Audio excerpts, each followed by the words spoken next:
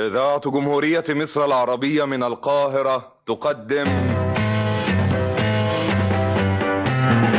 كلمتين وبس.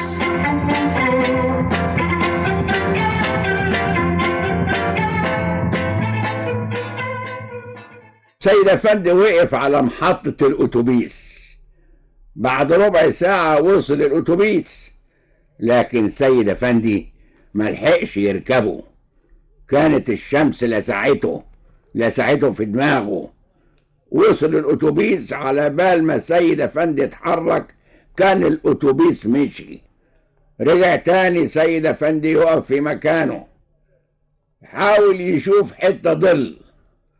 قعد يدور على شجرة هنا ولا هناك، كانت أقرب شجرة بعيدة عنه. قال لنفسه لو وقفت تحت الشجرة اللي هناك دي مش هلحق الأتوبيس لما يجي.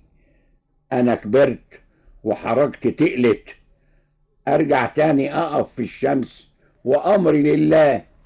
رجع سيد أفندي يقف في الشمس تاني. الفانيلا بقت مية ودماغه سخنت وعرقت، بقى زي ما يكون وقع في بحر ولسه طالع دلوقت. سيد أفندي قاعد يفكر. هو فاكر إن الحكومة عملت مظلات في محطات الأتوبيس وعملت كراسي عشان الجمهور يقعد عليها. صحيح إن الكراسي ما كانتش كفاية، إنما كانت موجودة، وأي حد مريض أو كبير في السن أو مش قادر يقف في الشمس يقعد عليها. راحت فين المظلات؟ راحت فين؟ وراحت فين الكراسي؟ الكراسي اتكسرت والمظلات اختفت، أو فاضل منها جزء صغير قوي. مين اللي كسر الكراسي؟ الجمهور. الحكاية دي تلاقيها في حاجات كتير قوي، مش الكراسي وبس. تلاقي جنينة مثلا مزروعة وفيها شجر ورد. الناس تخش الجنينة وتطلع منها فإذا بالجنينة بقت خرابة. الخضرة اندهست والورد اتقطف والشجر آخر مسلمش. نابوا من الحب جانب واتحفرت عليه أسماء الزوار اللي دخلوا الجنينة. ليه إحساسنا بالمال العام ضعيف؟ مفروض نحافظ على محطة الأتوبيس، مفروض نحافظ على الجناين. المفروض نعمل كده لسبب بسيط، لأن المال العام ملك الناس كلها وبيستخدموه الناس كلهم وبينفعهم كلهم. مفروض نهتم بيه، ومفروض الحكومة تعمل الحاجات دي صيانة. مش كده ولا ايه؟ وغدا نلتقي مع فؤاد المهندس، أحمد بهجت، ويوسف حجازي.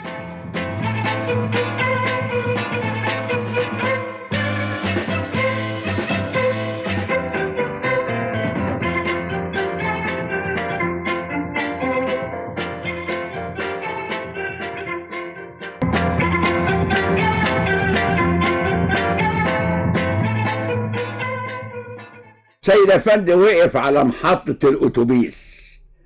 بعد ربع ساعة وصل الأتوبيس، لكن سيد أفندي ملحقش يركبه. كانت الشمس لسعته في دماغه. وصل الأتوبيس على بال ما سيد أفندي اتحرك كان الأتوبيس مشي. رجع تاني سيد أفندي يقف في مكانه، حاول يشوف حتة ظل. قعد يدور على شجرة هنا ولا هناك، كانت أقرب شجرة بعيدة عنه. قال لنفسه لو وقفت تحت الشجرة اللي هناك دي مش هلحق الأتوبيس لما يجي. أنا كبرت وحركتي تقلت، أرجع تاني أقف في الشمس وأمري لله. رجع سيد أفندي يقف في الشمس تاني. الفانيلا بقت مية ودماغه سخنت وعرقت، بقى زي ما يكون وقع في بحر ولسه طالع دلوقت. سيد أفندي قاعد يفكر. هو فاكر إن الحكومة عملت مظلات في محطات الأتوبيس وعملت كراسي عشان الجمهور يقعد عليها. صحيح إن الكراسي ما كانتش كفاية، إنما كانت موجودة، وأي حد مريض أو كبير في السن أو مش قادر يقف في الشمس يقعد عليها. راحت فين المظلات؟ راحت فين؟ وراحت فين الكراسي؟ الكراسي اتكسرت والمظلات اختفت، أو فاضل منها جزء صغير قوي. مين اللي كسر الكراسي؟ الجمهور. الحكاية دي تلاقيها في حاجات كتير قوي، مش الكراسي وبس. تلاقي جنينة مثلا مزروعة وفيها شجر ورد، الناس تخش الجنينة وتطلع منها فإذا بالجنينة بقت خرابة. الخضرة اندهست والورد اتقطف والشجر آخر مسلمش، نابوا من الحب جانب واتحفرت عليه أسماء الزوار اللي دخلوا الجنينة. ليه إحساسنا بالمال العام ضعيف؟ مفروض